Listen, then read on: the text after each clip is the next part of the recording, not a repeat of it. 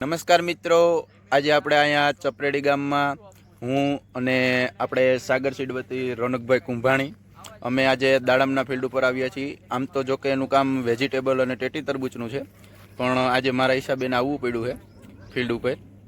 અને હવે દાડમમાં થોડી ઘણી એની પાસે માહિતી લઈ, કેમ કે થોડું ઘણું તો હશે જ એની પાસે, એ કોઈ ચિંતાનો વિષય છે નહીં.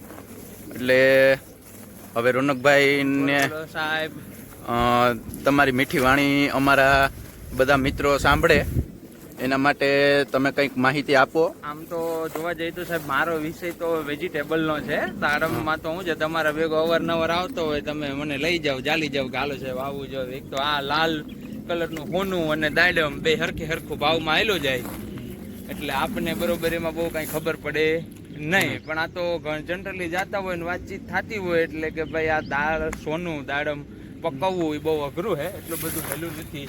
જેમાં તમારે ન્યુટ્રિશન, પાણી, પછી ટાઈમ ટુ ટાઈમ વાતાવરણને અનુકૂળ દવા, જીવાતનું નિયંત્રણ, એનું ખાસ ધ્યાન રાખવું પડતું હોય છે. અને બીજો એક મોટામાં મોટો દાડમની અંદર પ્રશ્ન હોય ને તો નેમેટોડ, એનું તમારે ખાસ ધ્યાન રાખવું પડતું હોય છે. એટલે ખેડૂત મિત્રો, જો તમારે દાડમનું વાવેતર કરવું હોય તો તમારે આટલા મુદ્દા જે છે કે ભાઈ ન્યુટ્રિશન, ડિસીઝ, પછી વાતાવરણને અનુકૂળ ક્યારે ઇથરાઇલ મારવી, શું કરવું, કેવું દાડમના રોપા વાવવા, કેવી જમીન જોઈએ, પછી નેમેટોડ માટે શું, એ બધું એક નોટ કરી અને પછી તમે દાડમમાં આગળ વધી શકો છો. અને બાકી તમને ખબર જ છે કે યશભાઈ જેવા કન્સલ્ટન્ટ હોય એટલે તમારે કંઈ ચિંતાનો વિષય છે નહીં. વધારે માહિતી કંઈ દાડમની જોતી હોય તો યશભાઈ તમને આપી દેશે. બરોબર છે. પછી અત્યારે આવડા દાડમ આપણે ઇથરેલ મારેલી છે અને દાડમ જલાવેલા છે, બરોબર. હવે એ બરોબર છે કે ઊંધા છે? એટલે અત્યારે જોવા જઈએ તો સિઝનથી વિરુદ્ધ છે. અત્યારે ચોમાસામાં માલ ચલાવવો એટલે એક રિસ્ક પીરિયડ વાળી વસ્તુ છે, કેમ કે જો ભાવ લેવા માટે રિસ્ક લેવું જરૂરી છે.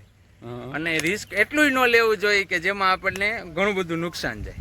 એટલે અત્યારે આમ જોવા જઈએ તો આની સિઝનથી વિરુદ્ધ છે કે અત્યારે ચોમાસામાં માલ ચલાવવો બહુ અઘરો છે. જનરલી તમે જોવા જાવ તો કચ્છની અંદર માલ ચલાવવા માટે સપ્ટેમ્બરમાં 25 તારીખથી લઈ અને ઓક્ટોબર ના 5-7 તારીખ સુધી ઇથરાઇલ મારતા હોય છે. બરોબર છે. એટલે ઉનાળાના સમયમાં સમજી લો ને કે ફેબ્રુઆરીના મધ્યથી લઈ અને માર્ચ સુધીમાં કટિંગ આવી જતું હોય છે.